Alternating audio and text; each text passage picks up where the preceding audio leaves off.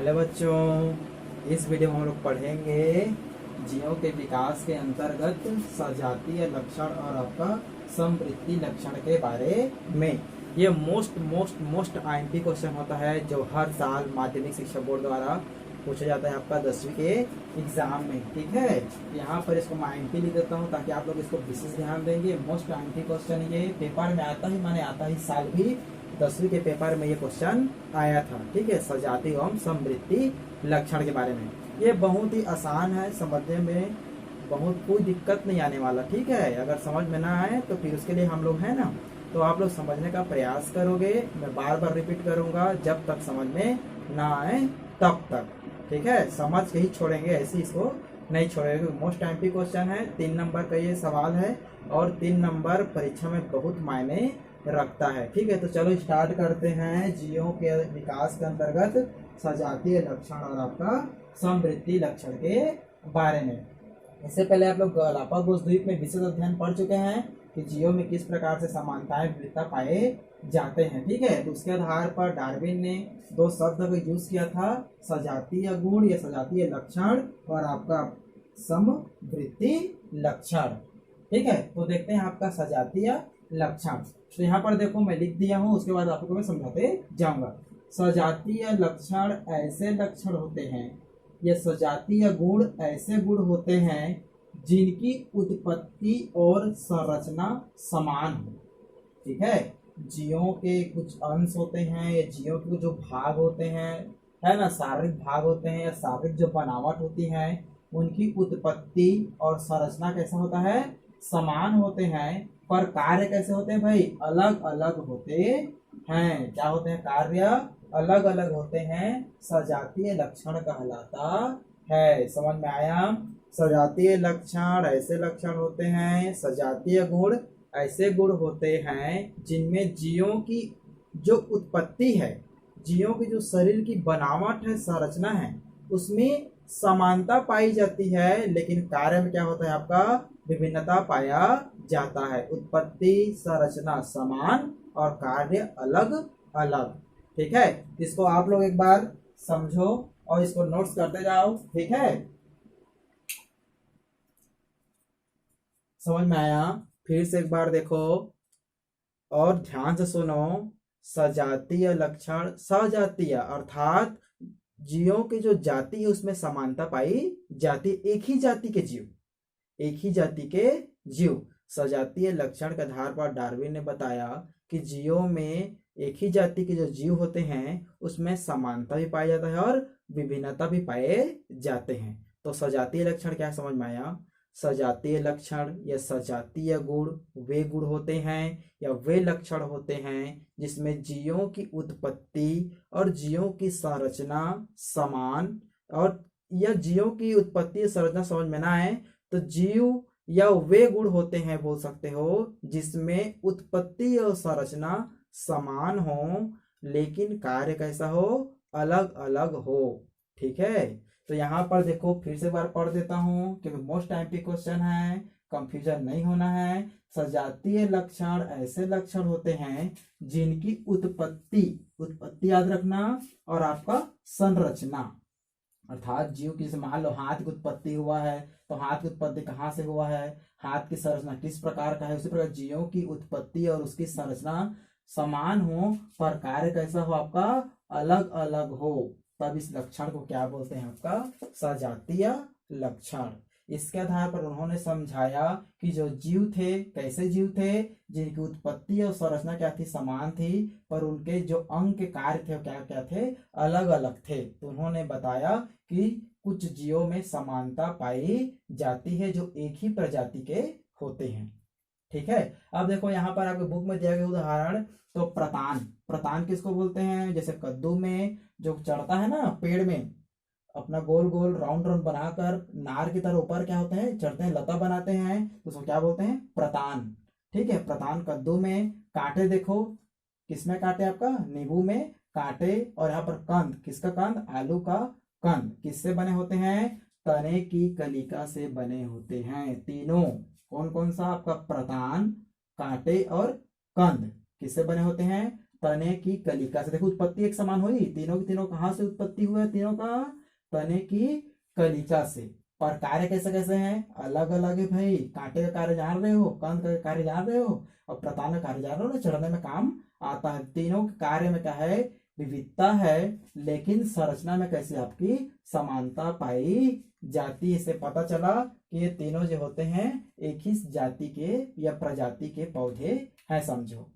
ठीक है, बाद में इसको और अलग अलग वर्गों में वर्गीकृत किया गया है, लेकिन डार्विन अब जीवों का विकास ने बताया है कि सजातीय लक्षण क्या होते हैं। सजातीय लक्षण ऐसे लक्षण होते हैं जिनकी उत्पत्ति और संरचना में समानता तथा कार्य में विविधता पाई जाती है। मेरे ख्याल से टॉपिक समझ में आ चुका है। आगे बढ़ते हैं, एक और एग्जाम्पल देख लो। पक्षी और चमगादड़। पक्षी और चमगादड़ के जो पंख होते हैं, यहाँ पर देखो पंख लिखा हुआ है। पक्षी और चमगादड़ के जो पंख होते हैं वो उड़ने में काम आते हैं। डॉल्फिन और सील के जो पंख होते हैं वो तैरने में काम आते हैं। ठीक है, और कुत्ते और भेड़ के जो अग्र टांग है ना, अग्र टांग, ये दौड़ने में काम आता है। सामने वाला पैर समझो, दौड़ने में काम आता है। और मनुष्य और छछूंदर का हाथ, अग्र हाथ देखो, पकड़ने में काम आता है। कार्य देखो, एक का उड़ने में काम आ रहा है, एक का तैरने में काम आ रहा है, एक आपका दौड़ने में काम आ रहा है, और एक पकड़ने में काम आ रहा है। लेकिन इसकी उत्पत्ति एक समान है, क्योंकि ये हड्डी के रेडियस व अल्नस के बने होते हैं। जितने भी यहाँ पर आपने देखा पक्षी और चमगादड़ के जो पंख उड़ने में काम आते हैं वो रेडियस और अल्ना से बना हुआ है। डॉल्फिन और सील पंख तैरने में काम आता है, वो भी आपका रेडियस और अल्ना से बना हुआ है। कुत्ता और भेड़ का अग्र टांग भी किस दौड़ने काम आता है, किससे बना है, आपका रेडियस और अल्ना से बना हुआ है। मनुष्य और छछूंदर का हाथ भी रेडियस और अल्ना से मिलकर बने हुए हैं, अर्थात इसकी उत्पत्ति एक समान है, पर कार्य कैसे हैं, अलग अलग हैं। एक उड़ने का कार्य करता है, एक तैरने का कार्य करता है, एक दौड़ने का कार्य करता है, एक पकड़ने के कार्य करते हैं। इस प्रकार आपका सजातीय लक्षण समझ में आ चुका है कि बनावट संरचना में विविधता और कार्य में क्या नहीं, बनावट संरचना में समानता और कार्य में क्या होते हैं, आपका विविधता पाई जाती है। ठीक है, आए समझ में। फिर से एक बार बोल देता हूँ, सजातीय लक्षण वे लक्षण होते हैं, वे गुण होते हैं जिसमें उत्पत्ति और संरचना में समानता पाई जाती है, लेकिन उनके कार्य में क्या होती है, विविधता पाया जाता है। ठीक है, उत्पत्ति और संरचना में समान, कार्य में अलग अलग, उसको हम सजातीय लक्षण कहते हैं। ये दो उदाहरण आपको याद होना चाहिए। ठीक है, अब चलते हैं दूसरा, समवृत्ति लक्षण। समवृत्ति लक्षण जस्ट अपोजिट है, दोनों को उल्टा कर दो। ठीक है, अब देखो यहाँ पर समवृत्ति लक्षण किसको बोलते हैं, ऐसे लक्षण होते हैं जिनकी उत्पत्ति व संरचना अलग अलग हो पर कार्य कैसा हो, समान हो। किसका उल्टा है ये, सजातीय लक्षण का। एकदम सरल है, इसको याद करने की आपको जरूरत नहीं है, क्या समझ में आ जाएगा, समझ के याद कर लो। अगर सजातीय लक्षण आपको याद है तो जस्ट अपोजिट कर दोगे तो क्या बन जाएगा, आपका समवृत्ति लक्षण। फिर एक बार देख लो, ऐसी लक्षण होती है जिनकी उत्पत्ति व संरचना अलग अलग। इसमें देखो उत्पत्ति और संरचना में क्या है, समान। ठीक है, और कार्य में इसमें क्या है, अलग अलग। इसमें कार्य कैसा है, आपका समान। ठीक है, आया समझ में। अर्थात समवृत्ति लक्षण वे लक्षण होते हैं जिसमें उत्पत्ति और संरचना में क्या होता है, आपका क्या होता है, आपका विविधता पाई जाती है। ठीक है, और कार्य में कैसा होता है, आपका समानता पाया जाता है, जो जस्ट अपोजिट है आपका सजातीय लक्षण के। इसका प्रमाण यहाँ पर देखते हैं, उदाहरण के रूप में आपको बुक में दिया गया है, तितली और पक्षी। तितली और पक्षी का जो पंख होता है उड़ने में काम आता है। किसमें काम आता है, उड़ने में। तितली की भी पंख और पक्षी के पंख क्या करते हैं, उड़ने में काम आता है, तो कार्य कैसा होगा, समान। पर बनावट देखो, यहाँ पर तितली के जो पंख है त्वचा से बने होते हैं। तितली के जो पंख है वो किससे बने होते हैं, त्वचा के बने होते हैं। और पक्षी का जो पंख है वो अग्रपाद से बना होता है। ठीक है, किससे बना होता है, आपका अग्रपाद से बना होता है। तो दोनों को देखो, उत्पत्ति संरचना कैसा है, अलग अलग है, पर कार्य कैसा है, आपको उड़ने का समान है। तो इसको बोलते हैं आपका समवृत्ति लक्षण। ठीक है, समझ में आया, सजातीय लक्षण और समवृत्ति लक्षण। चलो, मेरे ख्याल से क्लियर हो गए हैं। इसको आप क्या करोगे, स्क्रीनशॉट ले लो और इसको आप क्या करोगे, नोट्स तैयार करना है। और समझ में ना आए तो हमें इन्फॉर्म करो, ताकि आप लोग को और अच्छे से बेटर समझा सकें। ठीक है, ये मोस्ट टाइम पे क्वेश्चन है, इसको ध्यान से आप लोग नोट्स बनाना और बार बार प्रैक्टिस करना, ठीक है, जब होमवर्क जाएगा तो होमवर्क कंप्लीट करके आप लोग को भेजना है। ओके, चलो ठीक, स्क्रीनशॉट ले लो।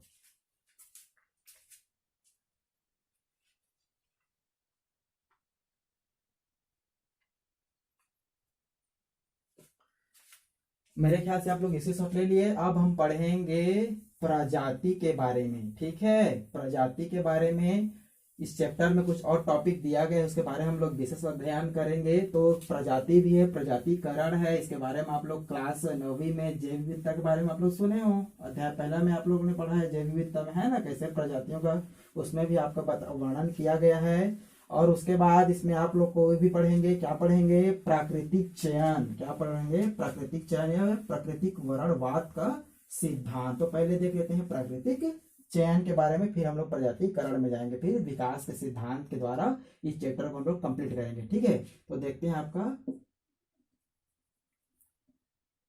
चयन और विकास। चयन और विकास, देखो, चयन और विकास, चयन माना होता है सिलेक्ट करना। ठीक है, तो ये जो चयन है, डार्विन ने क्या किया, जैसे ही डार्विन ने अपने अवलोकन पूरा करके जैसे ही अपना वो देश इंग्लैंड लौटा, तो उन्होंने अपने अवलोकन के आधार पर विभिन्न रिपोर्ट तैयार की। ठीक है, और विभिन्न रिपोर्ट के आधार पर उन्होंने बताया कि जिस प्रकार वैज्ञानिक लोग क्या करते हैं, जीवों का विभिन्न प्रजातियों डीएनए में परिवर्तन करते हैं, अनुवांशिकी में इसको पढ़ोगे आप लोग, डीएनए में परिवर्तन करके विभिन्न प्रजातियों, आजकल धान के हाइब्रिड सुने हो आप लोग। ठीक है, हाइब्रिड के तैयार कर रहे हैं, विभिन्न जीव का निर्माण कर दे रहे हैं, विभिन्न प्रजातियों के पौधे बना रहे हैं, धान के अलग अलग किस्म आते हैं, गेहूं के अलग अलग किस्म आते हैं। उसको कौन बनाता है, वैज्ञानिक लोग अपने अनुसार से डीएनए में परिवर्तन करके उसको क्या करते हैं, चयन करते हैं। ठीक है, उसको हम बोलते हैं कृत्रिम चयन।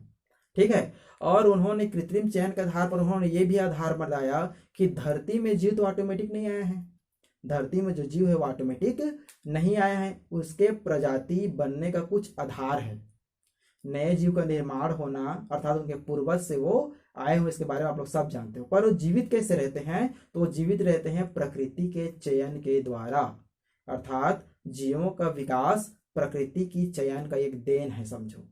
ठीक है, जब तक जिस जीव का ये समझो कि जिस जीव का चयन प्रकृति करेगा वही जीव जीवित रहेगा, वरना वो मारा जाएगा, उसका विकास नहीं हो पाएगा। ठीक है, तो प्रकृति के चयन को हम लोग क्या बोलेंगे, प्राकृतिक चयन। और मनुष्यों द्वारा जो नए नए किस्म का, वैज्ञानिक विधि द्वारा नए नए किस्म के जो जीव प्रजातियों को निर्माण करते हैं, उसको हम क्या बोलेंगे, कृत्रिम चयन। तो यहाँ पर चयन दो प्रकार से लिख लो, पहला है आपका प्राकृतिक चयन, प्राकृतिक चयन, और दूसरा लिख लो आप लोग कृत्रिम चयन, कृत्रिम चयन मनुष्यों द्वारा। यहां पर मैं लिख देता हूं मनुष्यों द्वारा, इसको समझाने की अब जरूरत नहीं है, इसको समझो प्राकृतिक चयन के बारे में डार्विन ने विशेष अवलोकन किया था। उन्होंने बताया कि उसी जीव का विकास होगा, उसी जीव के प्रजातियों का निर्माण करता है, या वही जीव प्रजनन करेगा जिसका चयन स्वयं कौन करेगा, प्रकृति चयन करेगा, अर्थात अनुकूलन करने की क्षमता। जो जीव स्वयं को प्रकृति के अनुसार ढाल लेता है उसी जीव का विकास होता है, इसके बारे में हम पहले पढ़ चुके हैं। और बता देता हूं, वही जीव का विकास होगा, वही जीव प्रजातियों का निर्माण करेंगे, वही जीव जीवित रहेंगे जो जीने के लिए संघर्ष करता है, और जो जीव स्वयं को वातावरण के अनुरूप ढाल लेता है। तो वातावरण के अनुरूप ढाल लेते हैं माने प्रकृति खुद चयन कर रहा है उसको। ठीक, इसके लिए क्या बोलते हैं उसको, प्राकृतिक चयन। तो जीवों में अनुकूलन करने की क्षमता पाई जाती है, और उसी जीव का विकास होगा, यहां पर मैं लिख देता हूं, उसी जीव का विकास होता है जो अपने आप को प्रकृति के अनुरूप, ठीक है, क्या करता है, आपका ढाल लेता है, ढाल लेता है। इस चीज को आप लोग को याद रखना है। ठीक है, और यहाँ पर डार्विन ने बताया फिर से वही बोल रहा हूँ, बार बार रिपीट कर रहा हूँ, आप लोग कंफ्यूजन नहीं होना है कि वही जीव का विकास होगा जो स्वयं को प्रकृति के अनुरूप ढाल लेगा, उसी जीव का विकास होगा जो जीने के लिए संघर्ष करता है, उसी जीव का विकास होगा जो ज्यादा ताकतवर है, ठीक है। और उसी जीव का चयन कौन करता है? आपका प्रकृति। जब तक प्रकृति किसी जीव का चयन नहीं करेगा वह जीव वहां मर जाएगा, उसका विकास नहीं हो पाएगा, इसे इसको बोलते हैं आपका प्राकृतिक चयन, ठीक है।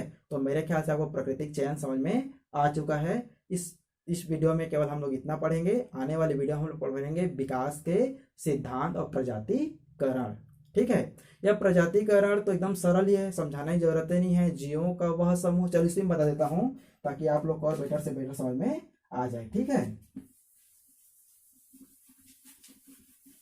और ये जो प्राकृतिक चयन है, इसको प्राकृतिक चयन है ना, वर्णवाद भी इसको बोलते हैं, इसको याद रखना। वर्ण मतलब होता है वर्ण करना अर्थात अपनाना, तो प्रकृति जिस जीव को अपनाएगा वही जीव जीवित रहेगा, इस चीज को याद रखना है आप लोगों को, ठीक है। अब देखते हैं प्रजातिकरण। प्रजातिकरण, देखो प्रजाति किसको बोलेंगे, फिर करण क्या है? समूही है, प्रजातियों का निर्माण करना क्या कहलाता है? प्रजातिकरण कहलाता है। पर प्रजाति किसे कहेंगे तो इसको समझना है आप लोग को।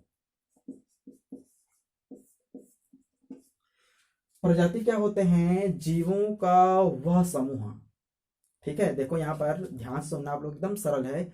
जीवों का वह समूह जो आपस में, ठीक है, जीवों का वह समूह जो आपस में लैंगिक जनन करते हैं और विभिन्न जीवों को पैदा करते हैं, ठीक है। जीवों का वह समूह जो लैंगिक जनन के द्वारा विभिन्न प्रकार के जीवों का निर्माण करते हैं। जनन मतलब क्या होता है? प्रजनन की क्रिया है, अपने समान नए जीव की उत्पत्ति करना, तो उसी को क्या बोलते हैं? प्रजाति। और बनाने की जो क्षमता है माने प्रजाति अर्थात जीवों की संख्या।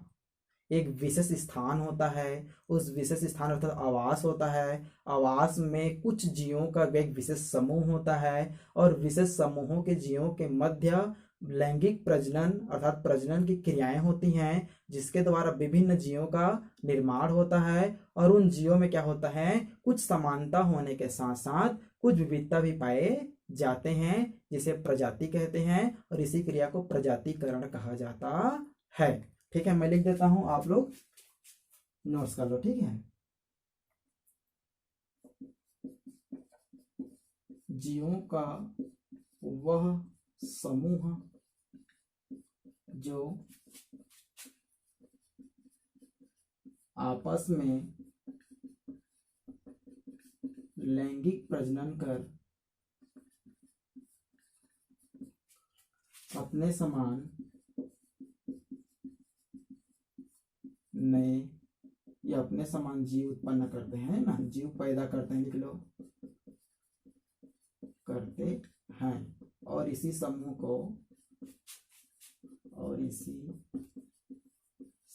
को प्रजाति कहते हैं। और प्रजाति का निर्माण करना और प्रजाति का निर्माण करना क्या कहलाता है? प्रजातिकरण। प्रजातिकरण कहलाता है। एकदम सरल है। जैसे यहाँ पर शेर की प्रजाति देखेंगे तो सफेद वाला शेर, तेंदुए, है ना, जैसे घरों में बिल्ली, ये सब हैं। जैसे कुत्ते वाली प्रजाति देखेंगे तो आप लोग कुत्ते के बहुत सारे प्रजाति, लोमड़ी, भेड़िए, ये सब सुने हो नहीं सुने हो? ये सब क्या है?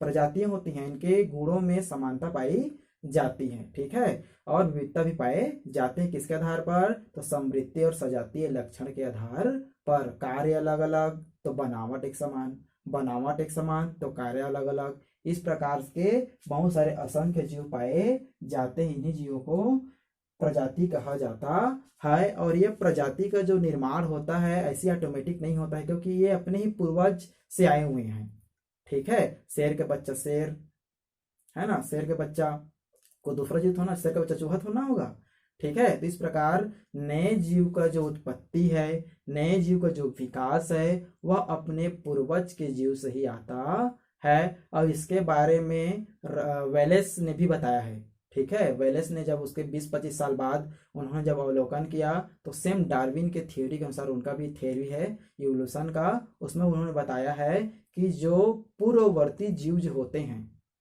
पूर्ववर्ती जीव माने पूर्व के जो जीव हैं वो अपने क्या होते हैं, पूर्व जीव से ही नए जीव का निर्माण होता है, इसीलिए मनुष्यों को पूर्वज बंदरों को कहा जाता है। ठीक है, तो ये आप लोग को समझ में आना चाहिए। प्रजातिकरण, प्राकृतिक चयन, प्राकृतिक चयन में क्या है फिर बताता हूँ कि वही जीव जीवित रहता है जिसका चयन प्रकृति स्वयं करता था, अनुकूलन करने की क्षमता जिसमें पाई जाती है। ठीक है, मेरे ख्याल से समझ में आ चुका है। तो आप लोग नोट्स कर लो, फिर होमवर्क आ जाएगा, होमवर्क कंप्लीट करना है। और वीडियो समझ में ना आए और वीडियो समझ में आए, दोनों कंडीशन में क्या करना है, कमेंट करना है। और वीडियो अच्छा लगे तो लाइक करना है, शेयर करना है और चैनल को सब्सक्राइब करना है और बेल आइकन दबाना मत भूलना। ठीक है, बेल आइकन का महत्व तो जानते हो ना कितना है, तो दबाना मत भूलना ताकि हमारा नए वीडियो का नोटिफिकेशन आपके पास जल्दी से जल्दी पहुंच सके। धन्यवाद।